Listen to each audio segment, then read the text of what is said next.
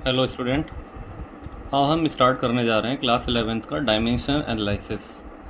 इसको स्टार्ट करने से पहले आपको एक बात समझनी होगी कि जो हमारी क्वांटिटीज़ हैं, जितनी भी क्वांटिटीज़ अवेलेबल हैं हमारे पास, वो दो टाइप की होती हैं। एक होती है फंडामेंटल और एक होती है डेराइव्ड। फंडामेंटल क्वांटिटीज़ वो क्वांटिटीज़ होती हैं जो किसी दूसरी क्वांटिटी पर डिपेंड नहीं करती, जबकि डेराइव्ड क्वांटिटीज़ फंडामेंटल क्वांटिटीज़ पर डिपेंड करती हैं। जैसे फंडामेंटल क्वांटिटी में आता है हमारा mass, length, time, current, temperature, amount of substance,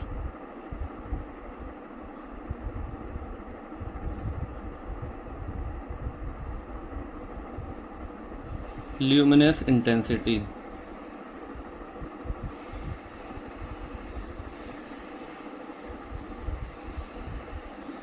ठीक, ये जो हमारी 7 क्वांटिटीज़ हैं, these 7 are known as the fundamental quantities and remaining जो बची इन 7 के अलावा, these are the derived quantities. जैसे कि फोर्स है,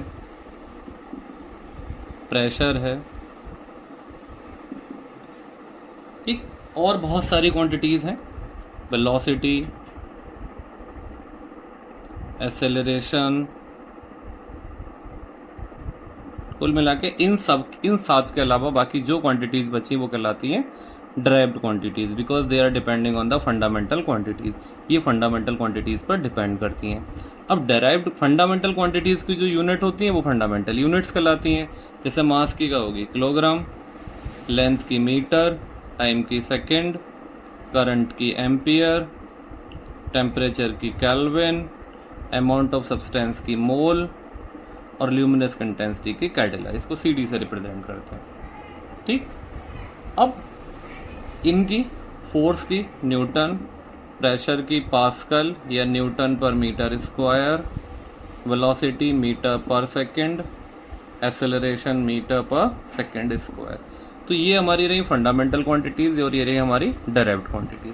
हम जो बात करने जा रहे हैं, जो हमारा चैप्टर है, that is the dimensional analysis. देखो, डायमेंशनल एनालिसिस का मतलब क्या है कि कोई भी क्वांटिटी डेराइव्ड हो, वो किससे मिलके बनी होगी, फंडामेंटल से मिलके बनी होगी। यानी कि क्वांटिटी केवल दो ही टाइप की होंगी, या फंडामेंटल या डेराइव्ड। और उन सारी क्वांटिटीज़ में मेन कौन होगा, फंडामेंटल। फंडामेंटल क्वांटिटीज़ में तो फंडामेंटल क्वांटिटीज़ है ही हैं, और डेराइव्ड हैं तो उसके अंदर भी फंडामेंटल क्वांटिटीज़ हैं। तो डायमेंशनल फार्मूला या डायमेंशन एनालिसिस का मतलब क्या है कि किसी भी क्वांटिटी का उसकी डायमेंशन के हिसाब से जो हम एनालिसिस करते हैं, यानी कोई भी क्वांटिटी अगर है तो वो क्वांटिटी फंडामेंटल क्वांटिटीज की कितनी पावर्स पर डिपेंड करती है, that is called dimensional analysis. या जो फॉर्मूला निकल के आएगा उसका वो डायमेंशनल एनालिसिस, डायमेंशनल फॉर्मूला कहलाएगा। और जो पावर्स होंगी उसकी, ऐसे मास की पावर 1 या लेंथ की पावर 2 एटसेट्रा, तो वो कहलाएगी उसकी डायमेंशंस। ठीक, अब बात आती है कि इन क्वांटिटीज जो फंडामेंटल है वो तो किसी पे डिपेंड नहीं करती, सिंगल डिपेंडेंसी है उनकी। तो फंडामेंटल क्वांटिटीज में अब इनको कैसे रिप्रेजेंट करते हैं, देखो, मास को कैपिटल ब्रैकेट के अंदर m से रिप्रेजेंट करेंगे, लेंथ को L से, टाइम को T से, करंट को थीटा से, या करंट को A से, टेम्परेचर को थीटा से रिप्रेजेंट कर देते हैं। हमारा यहीं तक काम निबट जाता है, हमारे इससे ज़्यादा आगे ज़रूरत नहीं पड़ती है। ठीक, वैसे अमाउंट ऑफ सब्सटेंस को मोल ही लिखते हैं, डायमेंशन इसकी, और ल्यूमिनस इंटेंसिटी के डायमेंशन को कैडिला से ही रिप्रेजेंट करते हैं। ठीक, अब हमें जो मेन जो इनका यूज़ होगा हमारे अभी आगे की स्टडी में, वो केवल इन 3 का होगा बस। और कभी कभी इस फोर्थ का ज़रूरत पड़ जाएगी हमें, बाकी की हमें रिक्वायरमेंट नहीं आएगी। तो हम आगे जो बात करेंगे उनमें केवल इन 3 डायमेंशंस का, मास, लेंथ और टाइम। तो मास की m हो गई, लेंथ की L और टाइम की T, केवल इनका ही मेन रोल रहेगा। देखते कैसे। अब किसी भी क्वांटिटी का अगर हमें डायमेंशन फार्मूला निकालना है तब क्या करेंगे। सबसे पहले जैसे मान लेते हैं फोर्स है हमारा, हमें फोर्स का डायमेंशन फार्मूला निकालना है। तो सबसे पहले जिस भी क्वांटिटी का डायमेंशन फार्मूला निकालना हो, उस क्वांटिटी का कोई भी नोन फार्मूला लिख लीजिए। जैसे कि फोर्स का फार्मूला क्या होता है, F = ma। तो हमने एम ए लिख लिया। अब ये देखो क्या इस क्वांटिटी में, इस फॉर्मूले में सारी क्वांटिटीज फंडामेंटल हैं? मास फंडामेंटल है, एक्सेलरेशन ये फंडामेंटल नहीं है। तो अगर क्वांटिटी में अगर फॉर्मूले में जो क्वांटिटीज हैं वो फंडामेंटल नहीं है, तब हम उनको ब्रेक करेंगे तब तक जब तक कि सारी क्वांटिटीज हमें फंडामेंटल नहीं मिल जाती। जैसे कि देखो मास तो ऐसे ही हो गया, एक्सेलरेशन क्या होता है? Velocity upon time. अब क्या वेलोसिटी फंडामेंटल है?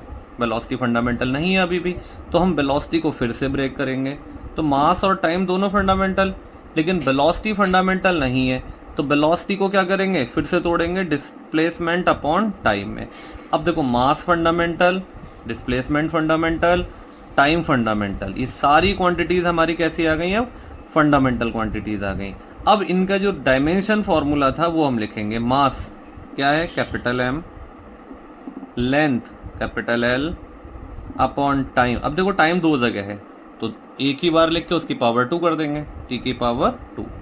अब इन सबको एक ही ब्रैकेट के अंदर लिखेंगे एक साथ, ठीक है? तो देखो क्या आएगा, एम एल टी ऊपर ले जाओ तो टी की पावर हो गई -2, यानी एम एल टी -2 हमारा डायमेंशनल फॉर्मूला हो गया फोर्स का।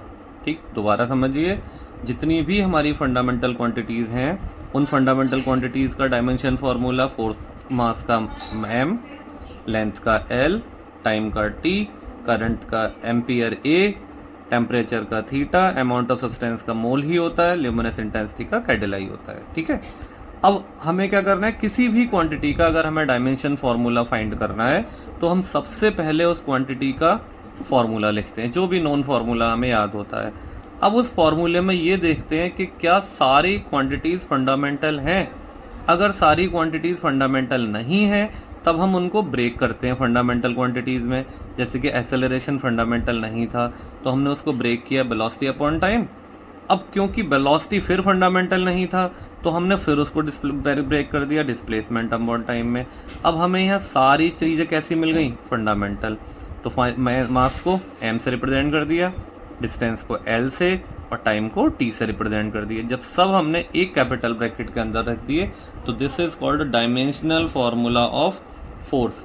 यानी कि जो फोर्स है that is depending on the mass with power 1, length with power 1 and temperature time with power -2। यानी कि टाइम की पावर -2 है, लेंथ की पावर 1 है और m की पावर 1 है इन फॉर्मूला ऑफ फोर्स के फॉर्मूला में। ठीक, और देखते हैं, देखो आगे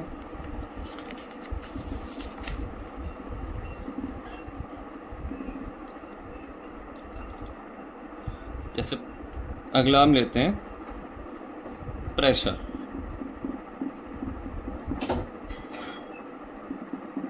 देखो प्रेशर P। अब प्रेशर का फॉर्मूला क्या है? Force upon area, force upon area. अब फोर्स की डायमेंशन हम पहले निकाल चुके हैं, अगर हमें डायमेंशन फॉर्मूला याद है तब तो हम डायरेक्ट लगा देंगे, और नहीं याद है तो हम तोड़ेंगे। अभी हम मान लेते हैं हमें फॉर्मूला याद नहीं है तो हम देखो ब्रेक करते हैं इसको। क्या आएगा ये?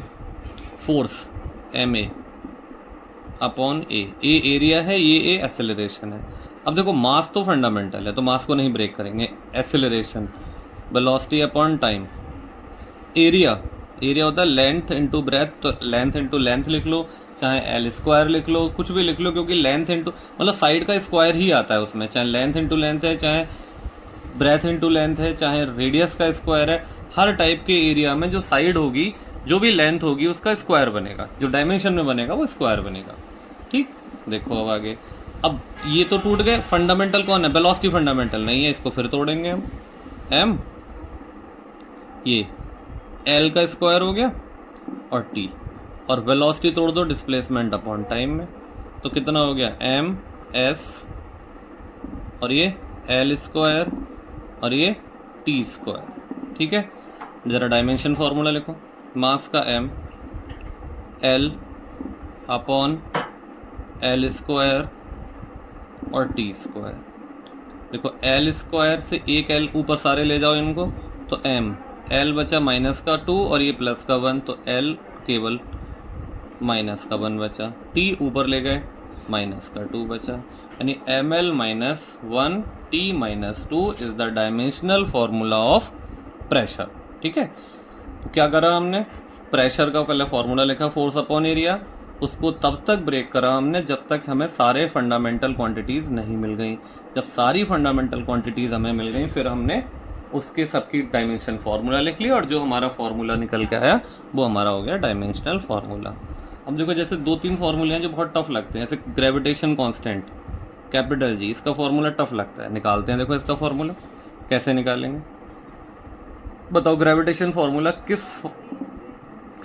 कांस्टेंट किस फार्मूले के अंदर आता है?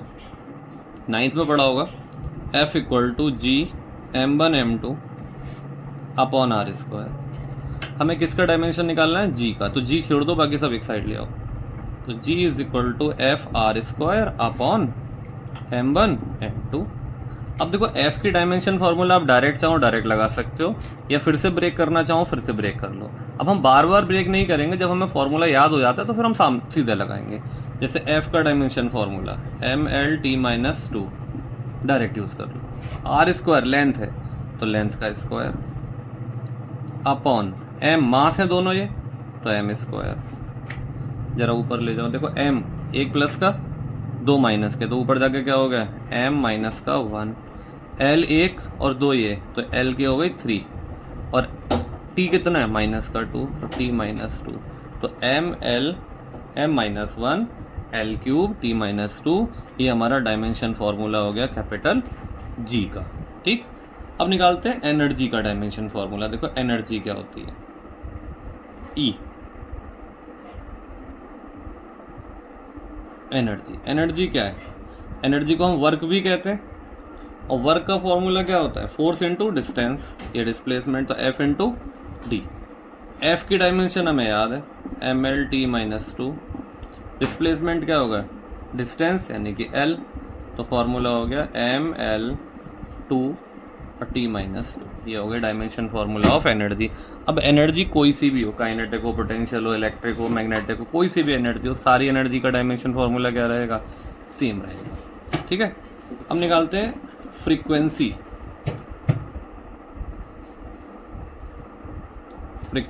इसको न्यू से लिखते हैं, कुछ एन से भी लिखेंगे, कभी हम एफ से भी लिखेंगे, अलग अलग नाम है।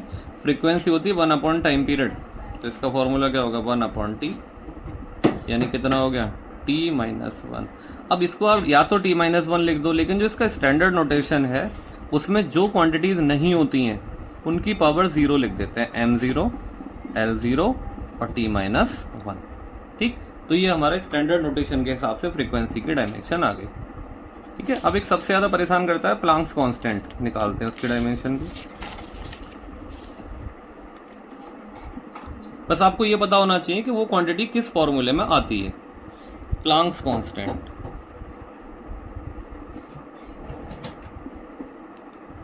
इसको लिखते हैं h से, और ये फॉर्मूला आता है E is equal to h nu, energy of 1 photon में। ठीक, अब हमें चाहिए h की वैल्यू, तो E अपॉन न्यू। हमने E की डायमेंशन अभी निकाली है ml2 t-2, अपॉन न्यू की डायमेंशन अभी निकाली है t-1। जरा ऊपर ले जाते हैं तो ये हो गया ml2, और t ऊपर ले जाओगे तो प्लस का हो जाएगा, तो t-1, यानी कि ये हो गई हमारी डायमेंशन ऑफ प्लांक्स कांस्टेंट। देखो अब हम डायमेंशन निकालना तो सीख गए, और भी जो बची है वो आप डायमेंशन निकालना। अगर कोई प्रॉब्लम आए तो आप मैसेज कर देना, मैं उनकी भी बता दूंगा जिनकी आपसे नहीं निकाली जाए। ठीक है, इससे आगे हम बात करते हैं अब इनकी एप्लीकेशंस की। देखो डायमेंशन एनालिसिस की क्या एप्लीकेशन है, इसकी 4 मेन एप्लीकेशंस हैं। पहली है to check the relation,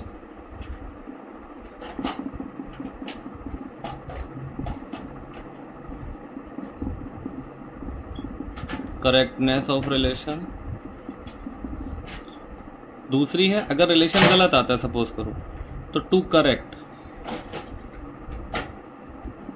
the relation. Third है to form new relation, and fourth है to convert from one unit system to other system। ठीक, देखो हम एक एक करके अब सारी सीखेंगे यहाँ पे।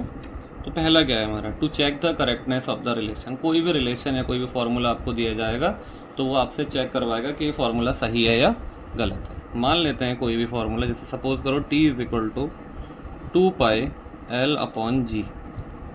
टी टाइम पीरियड है यहाँ पर, एल लेंथ है और G gravitation constant, gravitation acceleration है। ठीक है, हमें चेक करना है कि फॉर्मूला हमारा सही है या नहीं है। तो सबसे पहले क्या करेंगे, हम LHS लेते हैं t। अब टाइम है तो टाइम की डायमेंशन तो t हो गई। अब RHS लेते हैं। देखो ये जो कांस्टेंट या नंबर होता है उसकी कोई डायमेंशन नहीं होती, तो RHS में कौन है, 2 पाई एल अपॉन जी। 2 पाई की कोई डायमेंशन नहीं, एल की डायमेंशन क्या होगी। अब देखो हमें एल की डायमेंशन तो लेंथ हो गई, तो एल। अब जी क्या है, ग्रेविटेशन एक्सेलरेशन है ये। अगर हमें सपोज करो एक्सेलरेशन की डायमेंशन नहीं पता तो हम एक्सेलरेशन को क्या करेंगे, तोड़ेंगे। एक्सेलरेशन होता है वेलोसिटी अपॉन टाइम।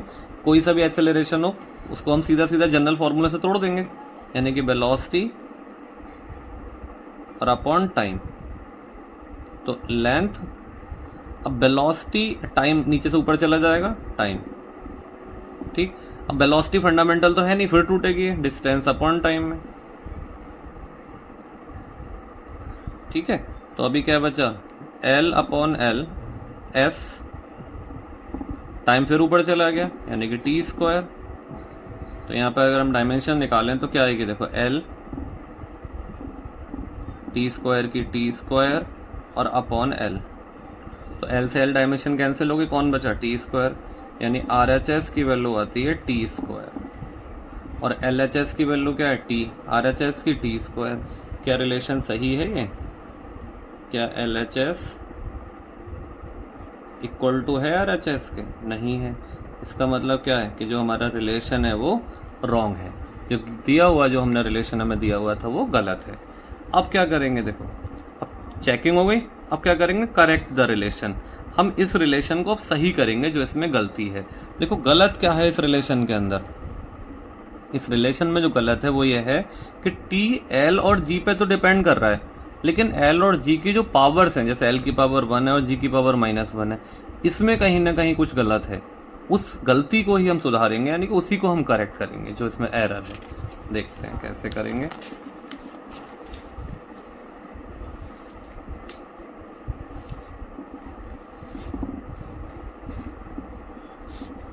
देखो क्या रिलेशन था हमारा रॉन्ग। अब हम बात कर रहे हैं सेकंड एप्लीकेशन की, t is equal to 2 pi L upon जी।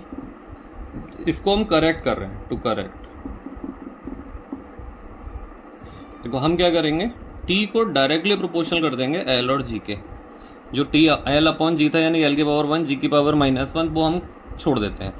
हम ये मान लेते हैं कि t डिपेंड कर रहा है केवल l पर और g पर। ठीक है, कैसे डिपेंड कर रहा है वो हम निकालेंगे। तो हम इनको अपनी मर्जी से पावर दे देते हैं a और b।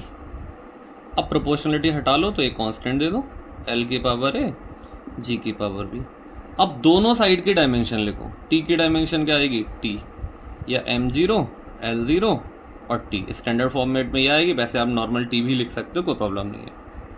k l की m0 l और t0, क्योंकि उसमें लेंथ है केवल, बाकी कुछ है ही नहीं। a g एक्सेलरेशन है, एक्सेलरेशन की डायमेंशन क्या आएगी, वेलोसिटी अपॉन टाइम।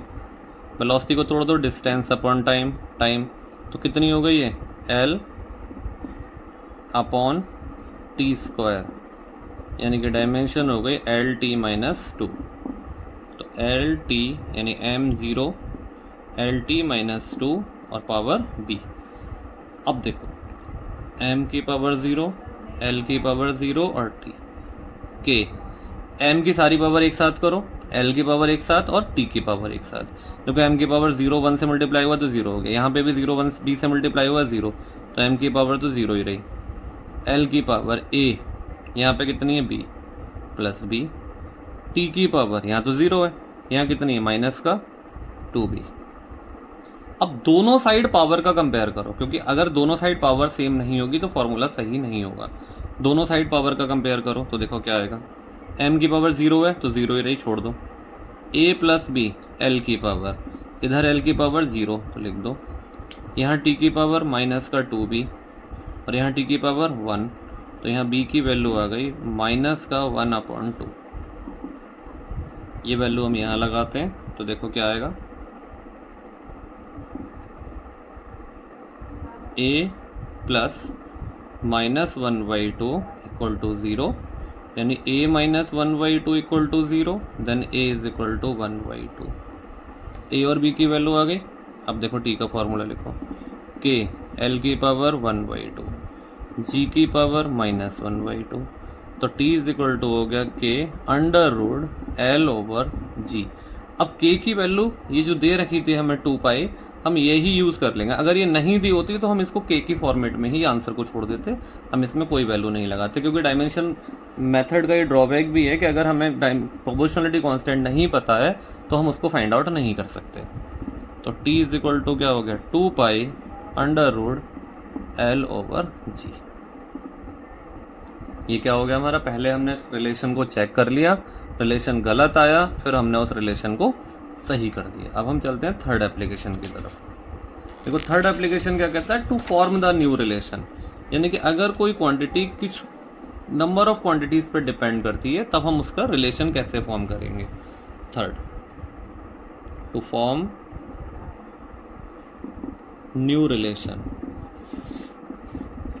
देखो जैसे मान लेते हैं कि कोई भी हमारे पास कोई भी क्वांटिटी है जो डिपेंड कर रही है और हमें पता है कि कैसे कैसे डिपेंड कर रही है। जैसे मान लेते हैं फ्रीक्वेंसी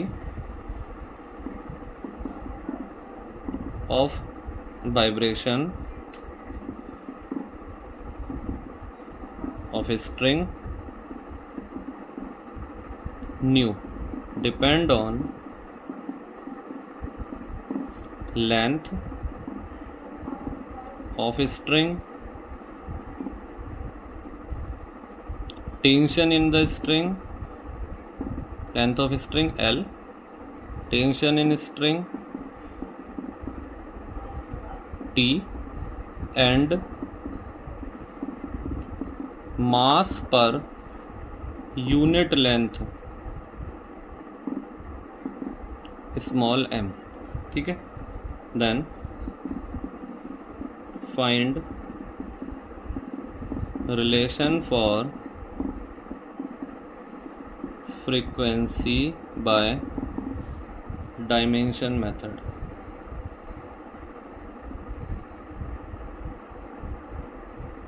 ठीक है, देखो क्या कह रहा है कि फ्रीक्वेंसी डिपेंड कर रही है किस पे, लेंथ पे, टेंशन टी पर, और मास पर यूनिट लेंथ एम पर।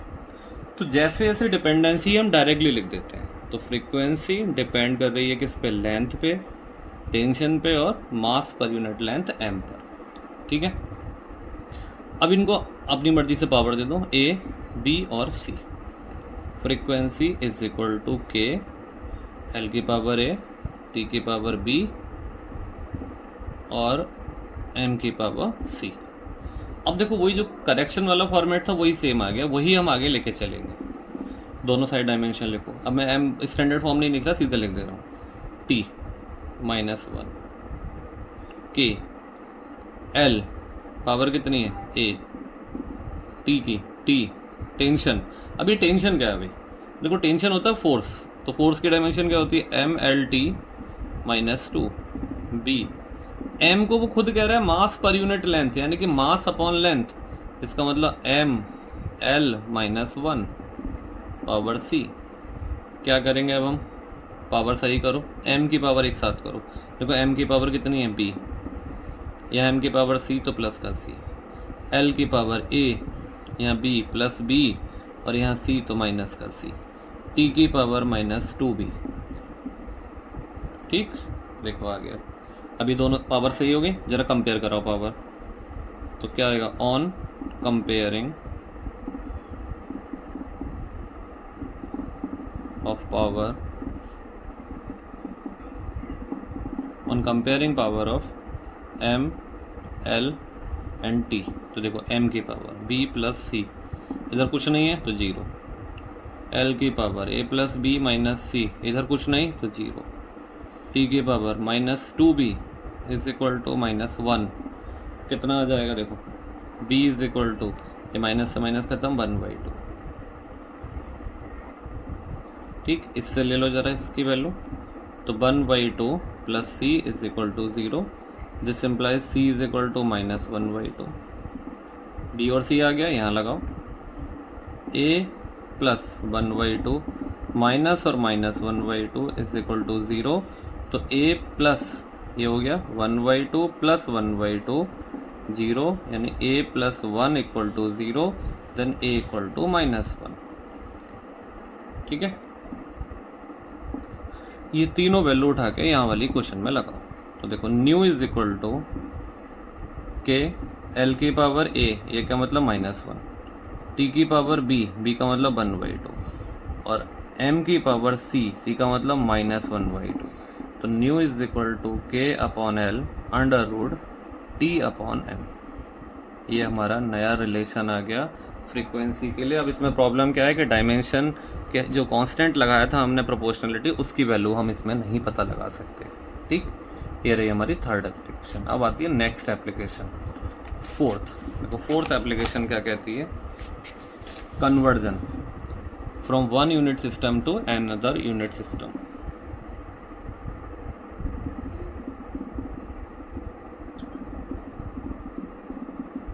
From one system to other system। देखो जरा, इसमें बस एक बात हमें याद रखनी है, जो हमारा मेन फॉर्मूला रहेगा इसमें, कि सिस्टम चेंज होने से क्वांटिटी नहीं बदलेगी, उसकी जितनी अमाउंट है वो वही रहेगी, अमाउंट पे कोई फ़र्क नहीं पड़ेगा। यानी किसी सिस्टम में अगर किसी क्वांटिटी को हम n1 से रिप्रेजेंट करते हैं, इसमें मास m1 है, पावर a, यानी कि m की डायमेंशन 1 है, l1 है, डायमेंशन b है, और टाइम t1 है और डायमेंशन c है। दूसरे सिस्टम में जाके क्वांटिटी n2 हो जाती है, m2 power a, l2 b और t2 c। सिस्टम बदलने से डायमेंशन पे कोई फ़र्क नहीं पड़ेगा, वो सेम रहेगी। तो n2 कितनी आएगी, n2 is equal to n1 m1 upon m2 a, L1 upon L2 B, T1 upon T2 और C। ठीक है, ये हमारा एक जनरल फार्मूला आ गया, जिसमें 1 वाली क्वांटिटी आपको गिवन होगी और 2 वाली क्वांटिटी उस सिस्टम में होगी जिसमें आप कन्वर्ट कर रहे हो। ठीक है, A B C जो है वो M L और T की पावर्स की डायमेंशंस होंगी उस क्वांटिटी की जिसको हमें कन्वर्ट करना है। एग्जाम्पल लेते हैं, convert 10 joule into CGS system. हम CGS सिस्टम में इसको कन्वर्ट कर रहे हैं। 10 जूल ये क्या है, N1 की वैल्यू। जूल किसकी यूनिट होती है, एनर्जी या वर्क की, तो इनकी डायमेंशन लिखो, ML2 T-2। यहाँ जो M की पावर है वो क्या हो गई, A, तो 1, L की पावर B यानी कि 2, और C की पावर -2, C की वैल्यू। तो ये होगी A B C की वैल्यू क्या होगी, 1 2 और -2। अब हमें चाहिए क्या, N2। देखो 10 तो दे रखा है आपको N1 की वैल्यू। ठीक है, M1 upon M2 power A, L1 upon L2 power B, और T1 अपॉन T2 और पावर C। देखो यहाँ पे चाहे कोई सा भी सिस्टम हो, MKS टू CGS हो, CGS टू MKS हो, या कोई भी एक अननोन सिस्टम हो जो हम एक नया सिस्टम बना के दे देंगे, वो भी हो सकता है। उसमें तुम्हें केवल एक ही बात याद रखनी है कि नीचे वाली क्वांटिटी उस सिस्टम की लिखनी है जिसमें कन्वर्ट करना है, और फर्स्ट वाली क्वांटिटी उस सिस्टम में दी जाएगी जो तुम्हें दी गई है, उसको इसके हिसाब से कन्वर्ट कर देना है। जैसे कि अभी हम क्या कर रहे हैं, MKS टू CGS। तो MKS टू CGS करने का मतलब क्या है, देखो मास किस में मेज़र करोगे, ग्राम में। कितने ग्राम में, 1 ग्राम में। अगर कोई नॉन सिस्टम, कोई अननोन सिस्टम होता तो उसमें कह देता वो कि मास हमें कैसे मेज़र करना है और कितने ग्राम में मेज़र करना है, या ग्राम में, किलोग्राम में, कुछ भी हो सकता है। तो वो आप यहाँ लिखोगे, और जितने में कहेगा वो यहाँ लिखोगे। जैसे ग्राम में मेज़र कर रहे हो CGS में, तो 1 में तो करते हैं मिनिमम, तो 1 यहाँ लिख दिया। हमें दिया क्या है, किलोग्राम, क्योंकि MKS दे रखा। अब 1 किलोग्राम को इसके शब्द बदल लो, तो 1 किलोग्राम में 1000 ग्राम हो गए। पावर कितनी है, 1 लगा दो। लेंथ मेजर करते हैं किसमें, सेंटीमीटर में। कितने सेंटीमीटर में, 1 सेंटीमीटर में। दिया क्या है मीटर, 1 मीटर में कितने सेंटीमीटर 100, पावर कितनी हो गई 2। टाइम किस में मेजर कर रहे हो सेकंड में, कितने में 1 में, और हमें दिया भी क्या है सेकंड ही दे रखा है, तो 1 सेकंड में 1 ही सेकंड होगा, यानी कि -2। तो देखो वैल्यू क्या हो गई 10 इंटू 10 की पावर 3 हो गई इंटू 10 की पावर 2 और 2 बाहर है तो 10 की पावर 4, ये हो गया ग्राम सेंटीमीटर स्क्वायर सेकंड की पावर -2, यानी 10 1 4 और 3 7 और 1 8, 10 की power 8 gram centimetre square second की पावर -2। ये हमारी N2 की वैल्यू आ गई एक सिस्टम से दूसरे सिस्टम में कन्वर्ट करने के लिए। ठीक है, देखो यहाँ मैंने एक एक एग्जाम्पल से आपको समझा दिए चारों बात। अगली वीडियो में हम इन चारों को और डिटेल में क्वेश्चन से सीखेंगे। ठीक।